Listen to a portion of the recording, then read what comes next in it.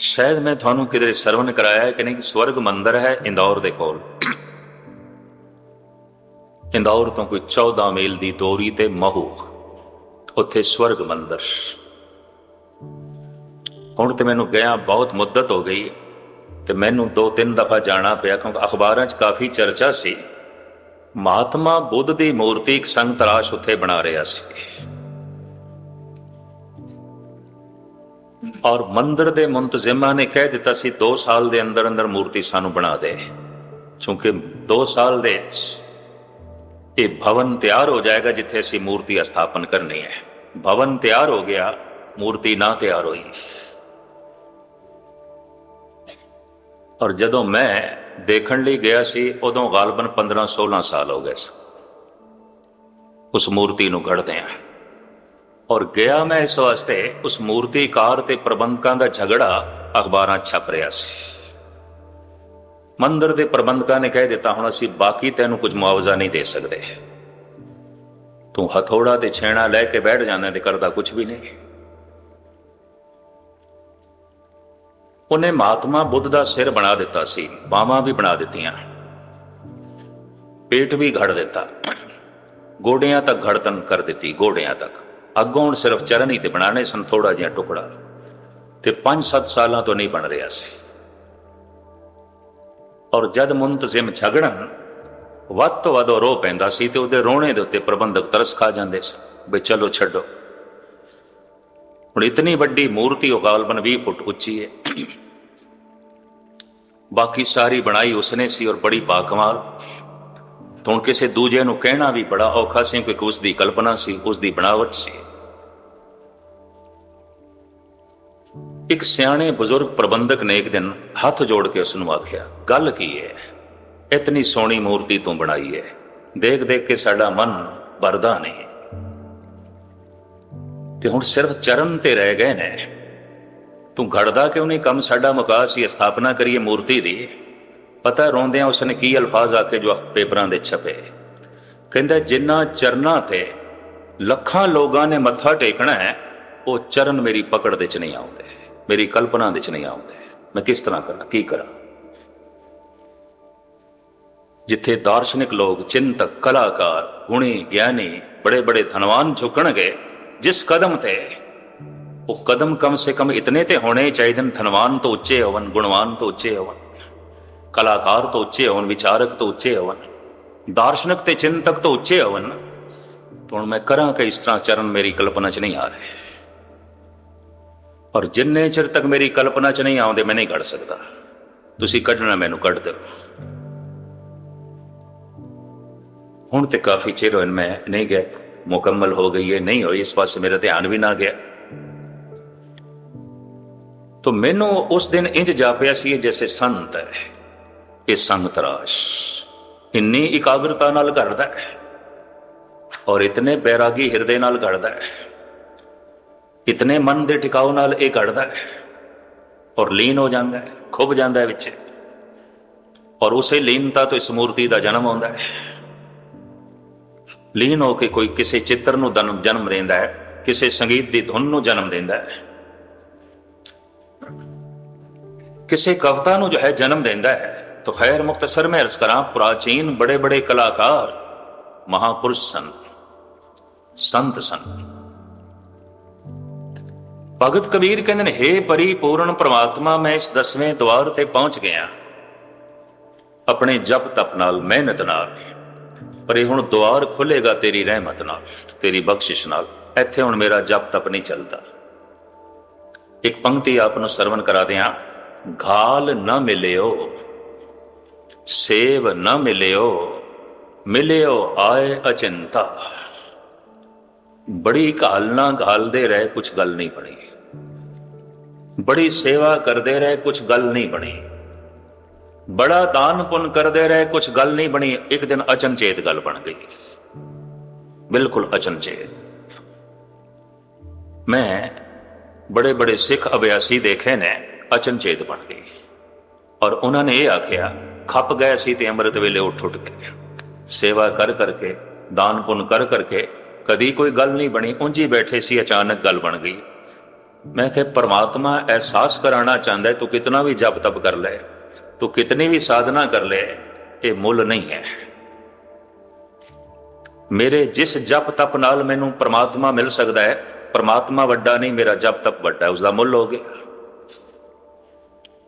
मेरे दान दे नाल अगर मैनू भगवान मिल सकता है तो कोई भगवान वड्डा नहीं, मेरा दिता होया दान वड्डा है, वो तो उसका मुल हो गया। अगर मेरी सेवा नाल मैनू गुरु मिल सकता है, ईश्वर मिल सकता है, तो फिर गुरु वड्डा नहीं, मेरी सेवा वड्डी। घाल ना मिलियो सेव ना मिलियो, कितनी भी तू घाल ना घाल, कितनी भी तू सेवा कर, कितना भी तू जप तप करे, उसका मुल नहीं है। और एक दिन अचानक घटना घट जाती है। इस वास्ते हर महापुरुष की रचना तो निकले आ, तू मिले है तेरी रहमत, तू मिले है तेरी बख्शिश। असी कोई मुल नहीं चुका सके, तू साड़ी कीती सेवा करके सानू नहीं मिलिया, तेरी बख्शिश तेरी रहमत। पर इसका यह मतलब ही नहीं कि उन्होंने कुछ किया नहीं, बहुत कुछ किया है।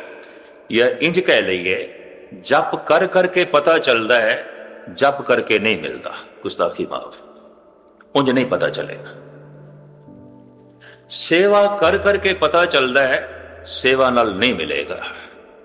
दान दे दे के पता चलता है, दान नाल नहीं मिलेगा।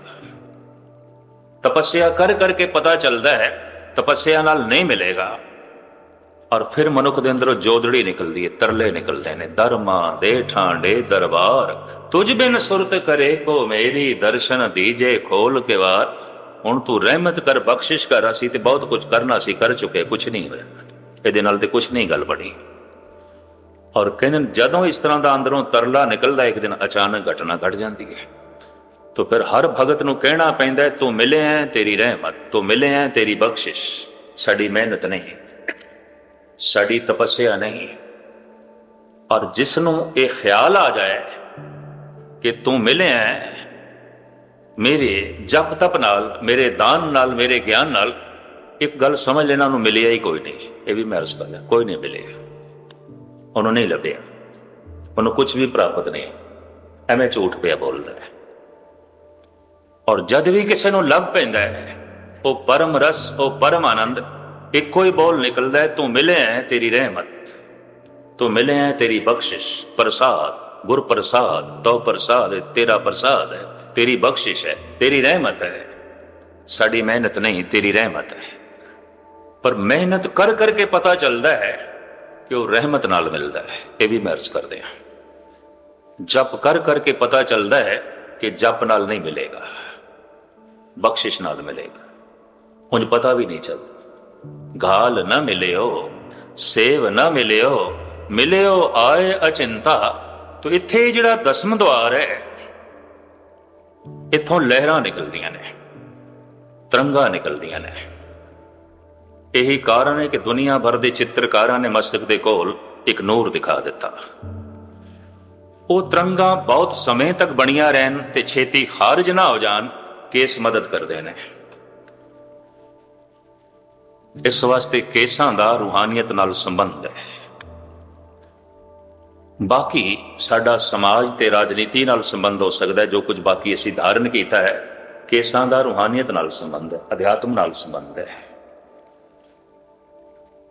और मैं फिर अर्ज करा, केसां तो भी कई दफा ही लहरां निकल जांदियां, तो फिर दस्तार मदद कर दी। इस वास्ते तुसीं जो कुछ तन ते पहने हैं, मैं जो कुछ तन ते पहने हैं, यह समाजिक है। ये दस्तार समाजिक नहीं है, धार्मिक है। ये धार्मिक चिन्ह है, ये समाजिक नहीं है। इसका समाज नाल कोई मतलब नहीं है, और इसका राजनीति नाल भी कोई मतलब नहीं है। ये तो धार्मिक है। और बड़े प्राचीन जमाने तो चली आ रही है। जिहड़े जंगलों विच भी तप करते सन, उन्होंने भी महसूस होया कि केसां दे चों तरंगां छेती निकल जांदियां ने। उन्होंने केसां नूं जटावां दी शक्ल दित्ती, जटावां दा रूप दिता। जटावां बना लियां 10-10 फुट लंबियां, बोड़ दा दूध पा के, इंज कह लो जटावां दी दस्तार बना ली। इस संबंध च एक गाथा भी मैनू चेते आ गई, भावें समा हो गया 2-3 मिनट मैं आप जी दे होर लवां। ये भाई गुरदास जी ने लिखे है। ਸੁਦਾਮਾ ਤੇ ਕ੍ਰਿਸ਼ਨ ਸੰਦੀਪਨ ਕੋਲ ਪੜ੍ਹਦੇ ਸਨ ਉਜੈਨ ਵਿੱਚ, ਅਵੰਤਕਾ ਵਿੱਚ। ਦੋਵੇਂ ਬਾਲ ਸਖਾ ਮਿੱਤਰ, ਦੋਵੇਂ ਗੁਰੂ ਭਾਈ, ਔਰ ਦੋਵੇਂ ਤੋਂ ਬਹੁਤ ਪਿਆਰੇ। ਕਹਿੰਦੇ ਨੇ ਵਿਦਿਆ ਦੇ ਵਿੱਚ, ਗੁਣਾਂ ਦੇ ਵਿੱਚ ਅਕਸਰ ਸੁਦਾਮਾ ਅੱਗੇ ਰਹਿੰਦਾ ਸੀ, ਦਿਮਾਗੀ ਤੌਰ ਤੇ ਬਹੁਤ ਅੱਛਾ ਸੀ। ਇਸ ਵਾਸਤੇ ਕ੍ਰਿਸ਼ਨ ਇਸ ਮਿੱਤਰ ਦਾ ਦਿਮਾਗੀ ਤਲ ਤੇ ਵੀ ਸਤਿਕਾਰ ਕਰਦੇ ਸਨ ਵੀ ਤੂੰ ਸੂਝਵਾਨ ਹੈ, ਗਿਆਨੀ ਹੈ। ਰੱਬ ਦੀ ਨੇਤ ਜਦ ਪੜ੍ਹ ਲਿਖ ਕੇ ਦੋਵੇਂ ਵਿਦਿਆਲੇ ਚੋਂ ਨਿਕਲੇ, ਕ੍ਰਿਸ਼ਨ ਤੇ ਬਣ ਗਏ ਦੁਆਰਕਾ ਦੇ ਰਾਜਾ, ਸੁਦਾਮਾ ਬਣਿਆ ਮਹਾਨ ਮੁਫਲਿਸ, ਅਤਿਅੰਤ ਮੁਫਲਿਸ। ਇਤਨੀ ਮੁਫਲਸੀ, ਕਹਿੰਦੇ 2 ਦਿਨ ਦਾ ਘਰ ਦੇ ਵਿੱਚ ਚੁੱਲ੍ਹਾ ਨਹੀਂ ਜਲਿਆ ਸੀ, ਬੱਚੇ ਭੁੱਖੇ, ਪਤਨੀ ਭੁੱਖੀ। ਭਾਈ ਗੁਰਦਾਸ ਜੀ ਲਿਖਦੇ ਨੇ, ਵਿਪਲ ਸੁਦਾਮਾ ਦਾਲ ਦੀ, ਬਾਲ ਸਖਾਈ ਮਿੱਤਰ ਸਦਾਏ, ਲਾਗੂ ਹੋਈ ਬਾਹਮਣੀ, ਮਿਲ ਜਗਦੀਸ਼ ਦਲਿੱਦਰ ਗਵਾਏ। ਘਰਵਾਲੀ ਕਹਿਣ ਲੱਗੀ, ਦੁਆਰਕਾ ਦਾ ਰਾਜਾ ਤੁਹਾਡਾ ਮਿੱਤਰ ਹੈ ਤੇ ਘਰ ਦੇ 'ਚ ਮੁਫਲਸੀ, ਇਤਨੇ ਵੱਡੇ ਮਿੱਤਰ ਦੇ ਹੁੰਦਿਆਂ ਜਾਓ ਕੁਛ ਲਿਆਓ। ਸੁਦਾਮਾ ਘਰਵਾਲੀ ਨੂੰ ਕਹਿੰਦਾ ਸੀ, ਮਿੱਤਰ ਹਾਂ, ਮੈਂ ਕੁਛ ਮੰਗਿਆ ਉਸਨੇ ਕੁਝ ਦਿੱਤਾ, ਤਾਂ ਫਿਰ ਇਹ ਦਾਤੇ ਤੇ ਮੰਗਤੇ ਦਾ ਰਿਸ਼ਤਾ ਹੋਵੇਗਾ, ਮਿੱਤਰਤਾ ਦਾ ਨਹੀਂ। ਤੇ ਤੂੰ ਕਿਉਂ ਮੈਨੂੰ ਮਿੱਤਰ ਦੇ ਸਾਹਮਣੇ ਮੰਗਤਾ ਬਣਾਉਂਦੀ ਹੈ? ਸਾਡੀ ਰਿਸ਼ਤਾ ਰਹਿਣ ਦੇ ਮਿੱਤਰਤਾ ਦਾ। ਮਿੱਤਰਤਾ ਹਮੇਸ਼ਾ ਬਰਾਬਰੀ ਦੇ ਤਲ ਤੇ ਆਉਂਦੀ ਹੈ। ਗੁਣਾ ਕਰਕੇ ਬਰਾਬਰੀ ਸੀ, ਜਿਹੜੇ ਦੈਵੀ ਗੁਣ ਕ੍ਰਿਸ਼ਨ ਕੋਲ ਸਨ ਉਹੀ ਦੈਵੀ ਗੁਣ ਸੁਦਾਮੇ ਕੋਲ ਸਨ। ਗੁਣਾ ਕਰਕੇ ਬਰਾਬਰੀ ਸੀ, ਮਿੱਤਰਤਾ ਸੀ। ਲੇਕਿਨ ਤੀਸਰੇ ਦਿਨ ਬੱਚਿਆਂ ਦੀ ਬਿਲਖ ਦੀ ਹਾਲਤ ਦੇਖ ਕੇ ਨਹੀਂ ਰਿਹਾ ਗਿਆ। ਭੁੱਖ ਨੇ ਔਰ ਬੱਚਿਆਂ ਦੀ ਹਾਲਤ ਨੇ ਤੋੜ ਦਿੱਤਾ ਇਸ ਦਾ ਇਰਾਦਾ, ਇਹਦੀ ਅਣਖ ਤੇ ਸੱਟ ਕਰ ਦਿੱਤੀ। ਇਹ ਵਿਚਾਰਾ ਚੱਲ ਪਿਆ। ਭਾਈ ਗੁਰਦਾਸ ਜੀ ਕਹਿੰਦੇ ਨੇ, ਚੱਲਿਆ ਗਿਣਦਾ ਗੱਠੀਆਂ, ਕਿਉਂ ਕਰ ਜਾਈਏ ਕੌਣ ਮਿਲਾਏ। ਭਾਈ ਜੀ ਕਹਿੰਦੇ ਰਸਤੇ 'ਚ ਕੰਕਰ ਪੱਥਰ ਹੀ ਗਿਣਦਾ ਜਾ ਰਿਹਾ, ਸੋਚਾਂ ਦੇ ਵਿੱਚ ਕਿਸ ਨੇ ਮੈਨੂੰ ਮਿਲਣ ਦੇਣਾ ਹੈ, ਕੌਣ ਅੰਦਰ ਜਾਣ ਦੇਗਾ। ਮੇਰੀ ਇਸ ਫਟੀ ਹੋਈ ਹਾਲਤ ਨੂੰ ਦੇਖ ਕੇ ਸਿਪਾਹੀਆਂ ਨੇ ਧੱਕੇ ਮਾਰਨੇ ਨੇ, ਸੰਤਰੀ ਨੇ ਧੱਕੇ ਮਾਰਨੇ ਨੇ, ਕੌਣ ਅੰਦਰ ਜਾਣ ਦੇਗਾ। ਇਸ ਤਰ੍ਹਾਂ ਦੀ ਸੋਚਣੀ ਸੋਚਦਾ ਸੋਚਦਾ ਭਾਈ ਸਾਹਿਬ ਕਹਿੰਦੇ ਨੇ, ਪਹੁਤਾ ਨਗਰ ਦੁਆਰਕਾ, ਸਿੰਘ ਦੁਆਰ ਖਲੋਤਾ ਜਾ। ਪਹੁੰਚ ਗਿਆ ਮਹਿਲਾਂ ਦੇ ਮੁਖੀ ਦੁਆਰ ਤੇ। ਸੰਤਰੀ ਨੂੰ ਕਹਿੰਦਾ, ਸ੍ਰੀ ਕ੍ਰਿਸ਼ਨ ਮੇਰੇ ਬਾਲ ਸਖਾ ਮਿੱਤਰ ਨੇ, ਮੇਰੇ ਗੁਰੂ ਭਾਈ ਨੇ, ਅਸੀਂ ਇਕੱਠੇ ਪੜ੍ਹਦੇ ਰਹੇ ਹਾਂ, ਬਸ ਜ਼ਰਾ ਅੰਦਰ ਕਹਿ ਦੇ। ਤੇ ਸੰਤਰੀ ਨੇ ਕਿਹਾ, ਤੇਰੇ ਜੈਸੇ ਰੋਜ਼ ਹਜ਼ਾਰਾਂ ਆਉਂਦੇ ਨੇ, ਜਾ ਆਪਣਾ ਰਸਤਾ ਪਕੜ। 2-4 ਸੁਣਾ ਦਿੱਤੀਆਂ, ਹੋਰ ਵੀ ਕੌੜੀਆਂ ਕੌੜੀਆਂ। ਇੱਕ ਸਫ਼ਰ ਦਾ ਥਕਿਆ ਹੋਇਆ, ਇੱਕ ਪੇਟੋਂ ਭੁੱਖਾ, ਇੱਕ ਘਰ ਦੀ ਦੁਰਦਸ਼ਾ ਦਾ ਨਕਸ਼ਾ। ਇਸਨੇ ਪੈਰਾਂ ਨੂੰ ਚੱਲਣ ਤੇ ਮਜਬੂਰ ਕੀਤਾ, ਰੋਕੀ ਰੱਖਿਆ ਪੈਰਾਂ ਨੂੰ, ਅੱਗੇ ਨਹੀਂ ਗਿਆ ਮਜਬੂਰੀ ਕਰਕੇ। ਜਦ ਸੰਤਰੀ ਨੇ ਕਿਹਾ, ਜਦ ਤੈਨੂੰ ਮੈਂ ਕਹਿ ਦਿੱਤਾ ਆਪਣਾ ਰਸਤਾ ਪਕੜ, ਸਚਾਈ ਦੇ 'ਚ ਆਪਣਾ ਅਸਰ ਆਉਂਦਾ ਹੈ। ਉਹਨੇ ਆਖਿਆ, ਗੱਲ ਹੈ, ਮੈਂ ਬਿਲਕੁਲ ਚਲਾ ਜਾਵਾਂਗਾ, ਦੁਬਾਰਾ ਤੈਨੂੰ ਨਹੀਂ ਆਖਾਂਗਾ, ਪਰ ਮੈਂ ਤੈਨੂੰ ਸਚਾਈ ਬਿਆਨ ਕਰ ਰਿਹਾ, ਮੇਰੇ ਗੁਰੂ ਭਾਈ ਨੇ ਔਰ ਮੇਰੇ ਬਾਲ ਸਖਾ ਮਿੱਤਰ ਨੇ। ਇਹ 2 ਲਫ਼ਜ਼ ਤੂੰ ਕਹਿ ਦੇ, ਤੇਰਾ ਕੀ ਘਟਦਾ ਹੈ? ਔਰ ਤੂੰ ਇਹ ਖਬਰ ਲੈ ਕੇ ਆਵੇਂ ਕਿ ਕ੍ਰਿਸ਼ਨ ਨਹੀਂ ਮਿਲਣਾ ਚਾਹੁੰਦੇ, ਮੈਂ ਚਲਾ ਜਾਵਾਂਗਾ, ਮੈਂ ਤੇਰੇ ਤੇ ਕੋਈ ਬੋਝ ਨਹੀਂ ਪਾਵਾਂਗਾ, ਦੁਬਾਰਾ ਬਿਲਕੁਲ ਨਹੀਂ ਕਵਾਂਗਾ। ਕਹਿੰਦੇ ਨੇ ਇਹਨਾਂ 2 ਬੋਲਾਂ ਨੇ ਸੰਤਰੀ ਦਾ ਹਿਰਦਾ ਵੀ ਹਿਲਾ ਦਿੱਤਾ। ਅੱਛਾ ਚਲੋ ਕਹਿ ਦਿੰਦੇ ਆ। ਅੰਦਰ ਗਿਆ, ਸ੍ਰੀ ਕ੍ਰਿਸ਼ਨ ਨੂੰ ਕਹਿੰਦਾ, ਭਗਵਾਨ ਬਾਹਰ ਕੋਈ ਮਿਲਣ ਲਈ ਆਇਆ ਹੈ। ਤੋ ਜੋ ਕੁਛ ਮੈਂ ਤੁਹਾਨੂੰ ਗੱਲ ਸੁਣਾ ਰਿਹਾ, ਇਸ ਦਸਤਾਰ ਦੀ, ਇਸ ਪੱਗ ਦੀ, ਹਜ਼ਾਰਾਂ ਸਾਲ ਪੁਰਾਣੀ ਹੈ। ਤੁਹਾਨੂੰ ਕੋਈ ਬਾਹਰ ਆਇਆ ਹੈ, ਮਿਲਣਾ ਚਾਹੁੰਦਾ ਹੈ। ਕੌਣ ਹੈ, ਉਹਦੀ ਵੇਸ਼ਭੂਸ਼ਾ ਕੀ ਹੈ ਔਰ ਉਸ ਦਾ ਨਾਮ ਕੀ ਹੈ? ਤੋ ਇਹ ਹੁਣ ਦੱਸਦਾ ਹੈ। ਕਵੀ ਨਰੋਤਮ ਲਿਖਦੇ ਨੇ, ਸੀਸ ਭਗਾ ਨਾ ਝਗਾ ਤਨ ਪੈ ਪ੍ਰਭ, ਜਾਣੇ ਕੇ ਆਏ ਬਸੇ ਕਹੇ ਗਾਮਾ। ਕਮਾਲ ਦੀ ਗੱਲ, ਤੁਹਾਡਾ ਮਿੱਤਰ ਤੇ ਸਿਰ ਤੇ ਪੱਗ ਕੋਈ ਨਹੀਂ, ਸਿਰ ਤੇ ਪੱਗ ਕੋਈ ਨਹੀਂ। ਹਿੰਦੀ ਸ਼ਬਦ ਪੱਗ ਹੈ, ਪਰਸ਼ੀਅਨ ਸ਼ਬਦ ਹੈ ਦਸਤਾਰ, ਹੱਥ ਨਾਲ ਵੱਲ ਪਾਣੇ, ਦਸਤਾਰ, ਦਸਤ ਹੱਥਾਂ ਨੂੰ ਕਹਿੰਦੇ,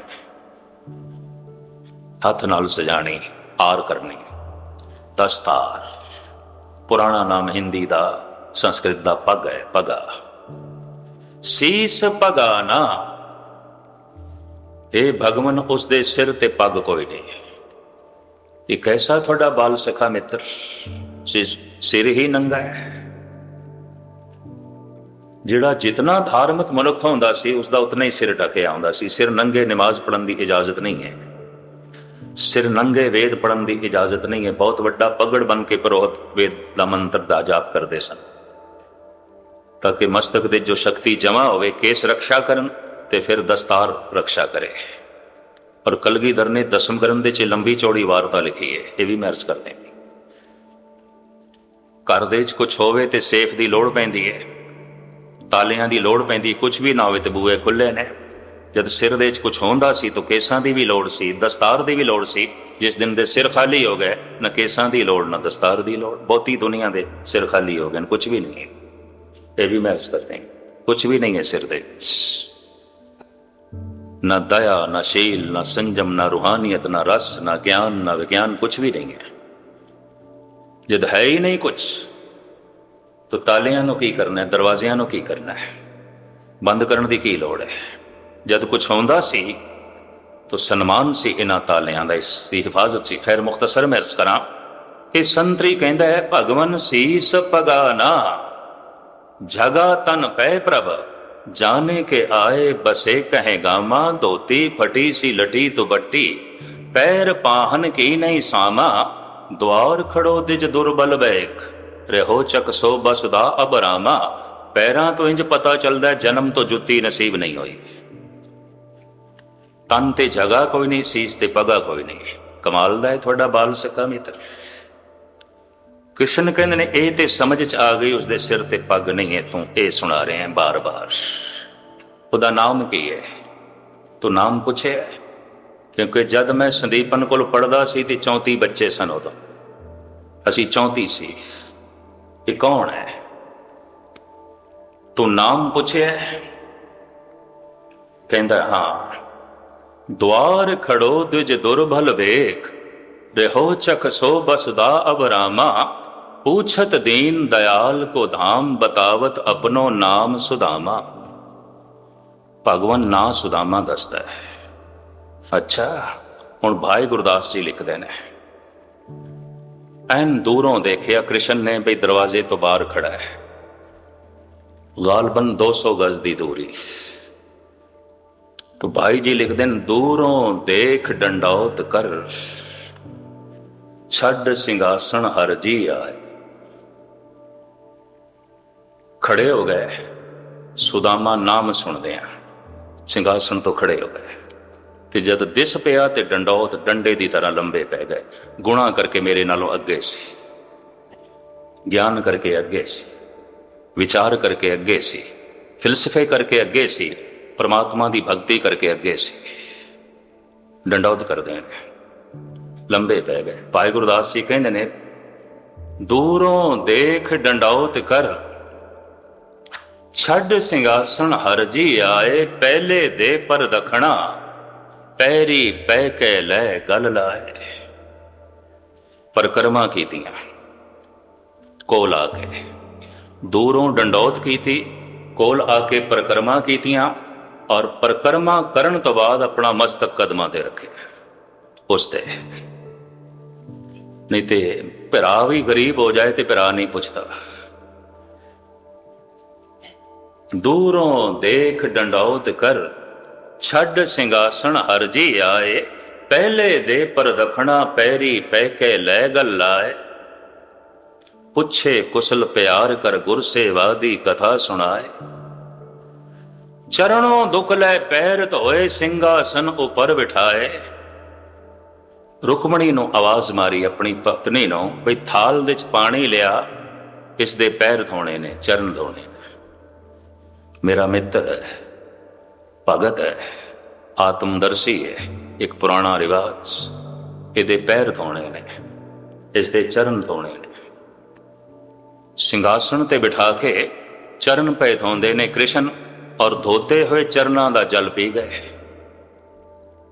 ਚਰਨੋਂ ਦੁੱਖ ਲੈ ਪੈਰ ਧੋਏ, ਚਰਨ ਉਹ ਦੁੱਖ, ਚਰਨਾਂ ਦਾ ਜਲ ਲੈ ਲਿਆ, ਪੀ ਲਿਆ। ਚਰਨੋਂ ਦੁੱਖ ਲੈ ਪੈਰ ਧੋਏ, ਸਿੰਘਾਸਨ ਉੱਪਰ ਬਿਠਾਏ। ਆਪ ਥੱਲੇ ਬੈਠ ਗਏ, ਉਹਨੂੰ ਸਿੰਘਾਸਣ ਤੇ ਬਿਠਾਇਆ। ਕਵੀ ਨਿਰੋਤਮ ਨੇ ਜੋ ਲੰਬਾ ਚੌੜਾ ਪ੍ਰਸੰਗ ਲਿਖਿਆ, ਸਮਾਂ ਮੈਨੂੰ ਇਜਾਜ਼ਤ ਨਹੀਂ ਪਿਆ ਦਿੰਦਾ। ਰੁਕਮਣੀ ਨੂੰ ਆਵਾਜ਼ ਮਾਰੀ, ਸੋਨੇ ਦੇ ਥਾਲ ਵਿੱਚ ਪੱਗ ਨੂੰ ਸਜਾ ਕੇ ਲਿਆ, ਮੈਂ ਆਪਣੇ ਮਿੱਤਰ ਦੇ ਸਿਰ ਤੇ ਬੰਨ੍ਹੀ। ਪੱਗ ਲਿਆ, ਭਈ ਹੱਦ ਹੋ ਗਈ। ਚੋਲਾ ਵੀ ਨਹੀਂ ਸੀ, ਚੋਲਾ ਦੇ ਸਕਦੇ ਸੀ। ਪੈਰਾਂ 'ਚ ਜੁੱਤੀ ਨਹੀਂ ਸੀ, ਜੁੱਤੀ ਦੇ ਸਕਦੇ ਸੀ। ਉਸ ਵਿਚਾਰੇ ਕੋਲ ਕੌਡੀ ਵੀ ਨਹੀਂ ਸੀ, ਤੁਸੀਂ ਪੈਸਾ ਵੀ ਦੇ ਸਕਦੇ ਸੀ। ਨਹੀਂ, ਪੱਗ ਲਿਆ। ਇਹਦਾ ਸਿਰ ਨੰਗਾ ਮੈਨੂੰ ਚੰਗਾ ਨਹੀਂ ਲੱਗਦਾ। ਧਾਰਮਿਕ ਹੈ, ਭਗਤ ਹੈ, ਅਧਿਆਤਮੀ ਪੁਰਸ਼ ਹੈ। ਇਸਦੇ ਮਸਤਕ ਦੇ 'ਚ ਰਸ ਹੈ, ਇਸਦੇ ਮਸਤਕ ਦੇ 'ਚ ਗਿਆਨ ਹੈ, ਇਸਦੇ ਮਸਤਕ ਦੇ 'ਚ ਅਧਿਆਤਮਕ ਹੈ। ਔਰ ਰਸ ਐਵੇਂ ਖਾਮਾ ਵਿਅਰਥ ਚਲਾ ਜਾਏ। ਲਿਆ ਤੂੰ ਪੱਗ ਲਿਆ। ਉਹ ਸੋਨੇ ਦੇ ਥਾਲ ਵਿੱਚ ਪੱਗ ਲਿਆਂਦੀ ਹੈ, ਔਰ ਇਸ ਪੱਗ ਨੂੰ ਕ੍ਰਿਸ਼ਨ ਜੀ ਆਪ ਬੰਨਦੇ ਨੇ। ਉਸ ਦਿਨ ਤੋਂ ਬਾਅਦ ਦਸਤਾਰਬੰਦੀ ਦੀ ਰਸਮ ਸੰਤਾਂ ਮਹਾਂਪੁਰਸ਼ਾਂ ਦੇ ਹੱਥੋਂ ਹੋਣ ਲੱਗੀ, ਉਸ ਤੋਂ ਪਹਿਲੇ ਨਹੀਂ ਸੀ। ਇਹ ਵੀ ਅਰਜ਼ ਕਰਦੇ ਆ ਵੀ ਦਸਤਾਰਬੰਦੀ ਕਰਨੀ ਹੈ, ਕੋਈ ਸੰਤ ਕਰੇ, ਮਹਾਂਪੁਰਸ਼ ਕਰੇ, ਗੁਣੀ ਕਰੇ, ਗਿਆਨੀ ਕਰੇ, ਰੱਬੀ ਰਸਕ ਪੁਰਸ਼ ਕਰੇ, ਤਾਂ ਕਿ ਦਸਤਾਰ ਸਿਰ ਤੇ ਬਣੀ ਰਹੇ, ਪੱਗ ਸਿਰ ਤੇ ਬਣੀ ਰਹੇ। ਇਹ ਪੱਗ ਕ੍ਰਿਸ਼ਨ ਨੇ ਆਪ ਬੰਨੀ। ਤੀਸਰੇ ਦਿਨ ਰੁਖਸਤ ਕੀਤਾ, ਕੁਝ ਵੀ ਨਹੀਂ ਦਿੱਤਾ, ਪਰ 3 ਦਿਨਾਂ ਦੇ ਸਭ ਕੁਝ ਭਿਜਵਾ ਦਿੱਤਾ ਹੈ। ਲੈਣ ਦੇਣ ਦੀ ਗੱਲ ਨਹੀਂ ਕੀਤੀ ਕ੍ਰਿਸ਼ਨ ਨੇ। ਜੇ ਮੈਂ ਕੁਝ ਇਸ ਨੂੰ ਦਿੱਤਾ, ਸਾਡਾ ਰਿਸ਼ਤਾ ਦਾਤੇ ਤੇ ਮੰਗਤੇ ਦਾ ਹੋ ਜਾਏਗਾ। ਸਾਡੀ ਮਿੱਤਰਤਾ ਹੈ ਕਿ ਹੁਣ ਮੈਥੋਂ ਵੱਡਾ ਹੈ ਗੁਨਾਹ ਕਰਕੇ, ਹੋ ਸਕਦਾ ਕਿਧਰੇ ਸ਼ਰਮਸਾਰ ਨਾ ਹੋਵੇ ਕਿ ਮੈਂ ਦਾਨੀ, ਇਹ ਲੈਣ ਵਾਲਾ। ਮੈਂ ਤੇ ਇੱਕ ਗਾਥਾ ਪੜ੍ਹ ਰਿਹਾ ਸੀ, ਦੇਵਤੇ ਪ੍ਰਸੰਨ ਹੋਏ ਇੱਕ ਸੰਤ ਤੇ, ਕਹਿਣ ਲੱਗੇ ਤੈਨੂੰ ਵਰ ਦੇਣ ਵਾਸਤੇ ਆਇਆ। ਉਹ ਕਹਿਣ ਲੱਗਾ ਮੈਨੂੰ ਨਹੀਂ ਚਾਹੀਦਾ, ਵਰ ਆਪਣੇ ਕੋਲੋਂ ਰੱਖੋ, ਨਹੀਂ ਚਾਹੀਦਾ। ਦੇਵਤੇ ਕਹਿਣ ਲੱਗੇ ਬੜੇ ਬੜੇ ਰਿਸ਼ੀ ਮੁਨੀ ਤੜਪਦੇ ਰਹਿੰਦੇ ਨੇ, ਵਰ ਸਾਥੋਂ ਮੰਗਦੇ ਨੇ, ਅਸੀਂ ਦਿੰਦੇ ਨਹੀਂ, ਤੈਨੂੰ ਅਸੀਂ ਆਪ ਦੇਣ ਵਾਸਤੇ ਆਇਆ। ਤੂੰ ਜਿਸ ਦੇ ਸਿਰ ਤੇ ਹੱਥ ਰੱਖੇਗਾ ਨਾ, ਉਹ ਮਾਲਾ ਮਾਲ ਹੋ ਜਾਏਗਾ। अगर बीमार है तो तंदुरुस्त हो जाएगा,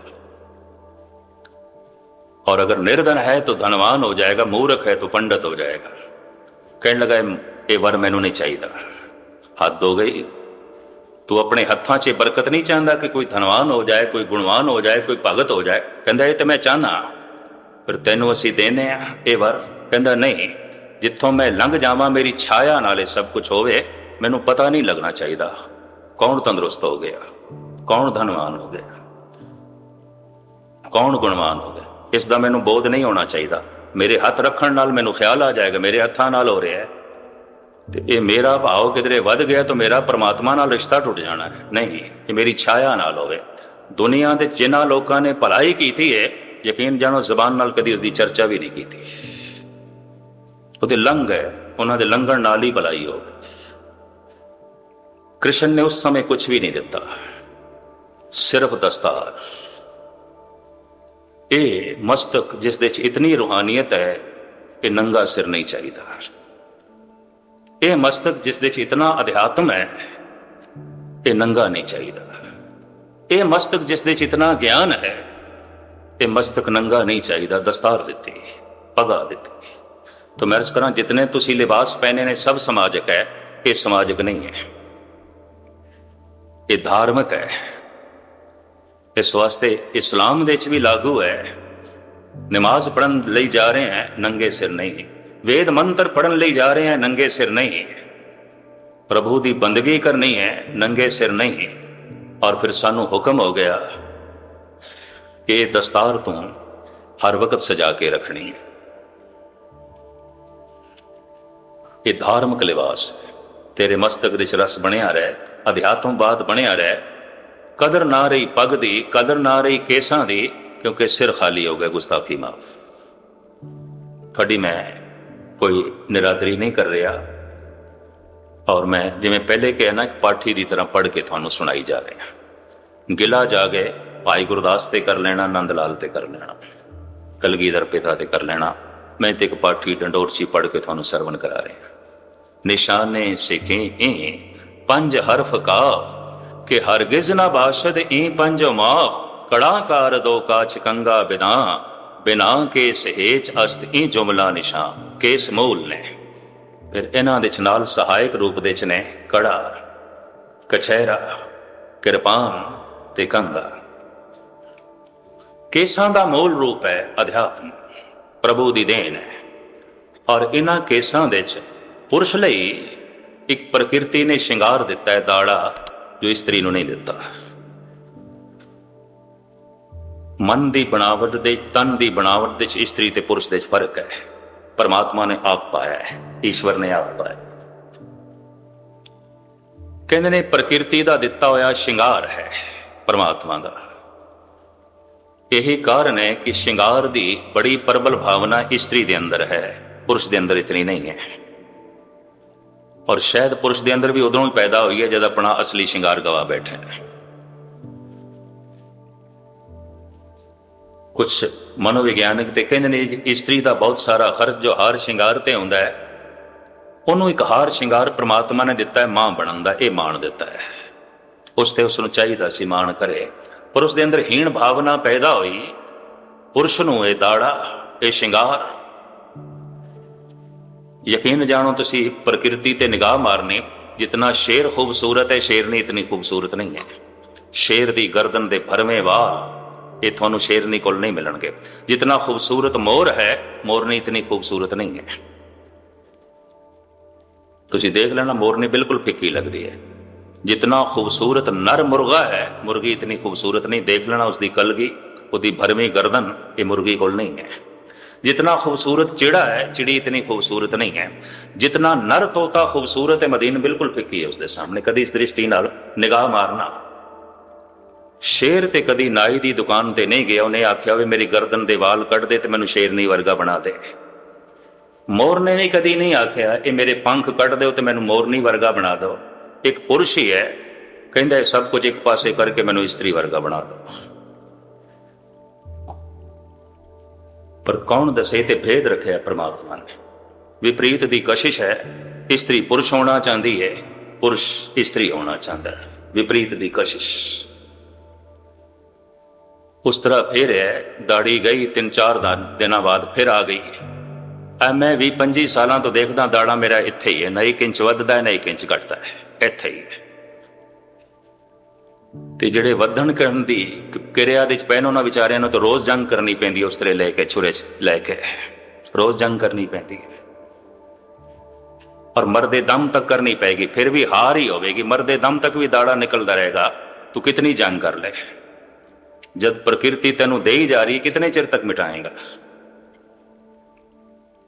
ਜਿਸ ਜੰਗ ਦੇ ਚ ਤੇਰੀ ਹਾਰ ਹੈ, पुरखा तो लड़ ही ना, अपनी शक्ति जाया ना कर, कबूल कर ले। प्रकृति की स्तेन नूं कबूल कर ले।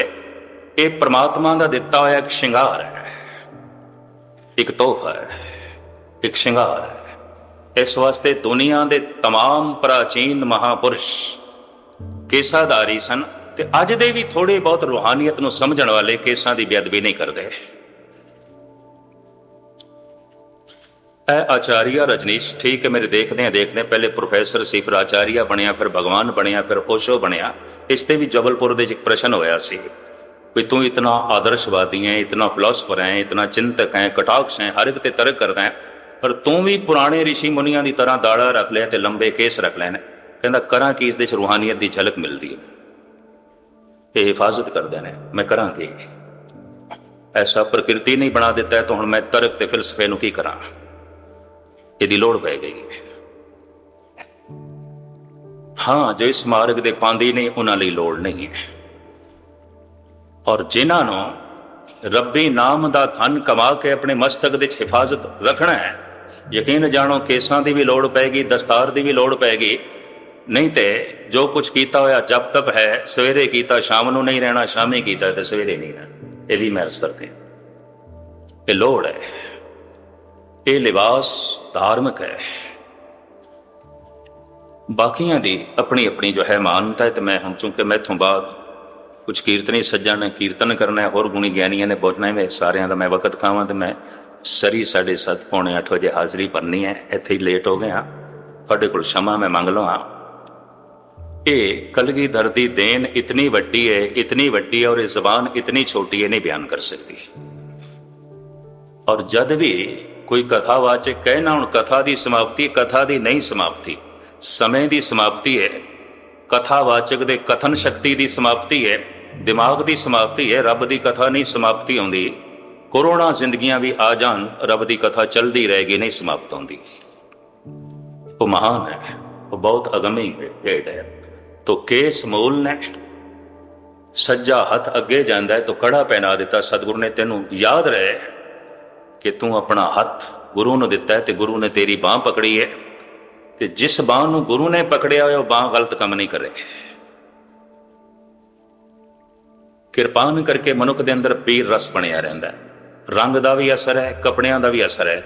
ऊनी कपड़ियां का मन के उत्ते अपना असर है, सूती कपड़ियां का अपना असर है, रेशमी कपड़ियां का अपना असर है। यह भी मैं अर्ज करते हैं। गर्म कपड़ियां का अपना असर है, दूजियां का अपना असर है, और रंग का भी असर है। पीलियां का अपना है, नीलियां का अपना है। ये तो अज मनोचिंतक लोगों ने कबूल ही कर लिया। तो किरपान का कोई असर नहीं, इस तो बीर रस मिलता है। लड़न लई नहीं है इतनी। अंदर बीर रस होवे, वक्त नाल किस शस्त्र नाल लड़ना है, किस दी लोड़ है, गलत अलग है, पर अंदर बीर रस ते चाहिए ना। ये कृपान तो मिलता है। कछहरा पढ़दा सारी दुनिया ने किसी न किसी रूप जो है धारण कर लिया है। कंघा केसां दी जो है हिफाजत लई, रक्षा लई है।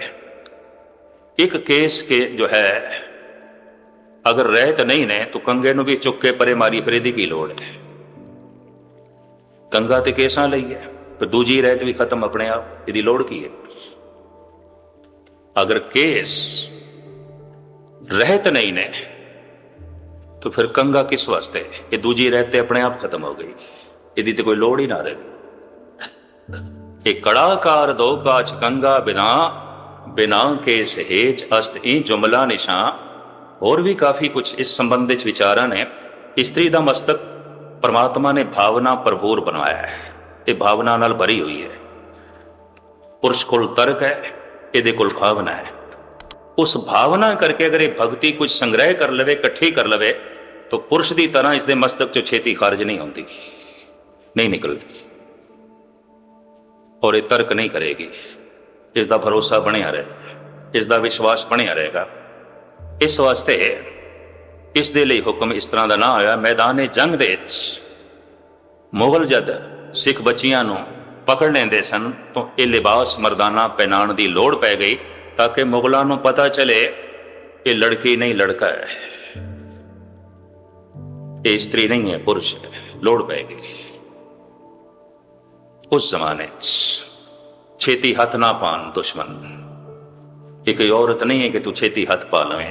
शरीरक तौर पर पुरुष जितना रिष्ट पुष्ट है उस हिसाब नाल स्त्री नहीं है।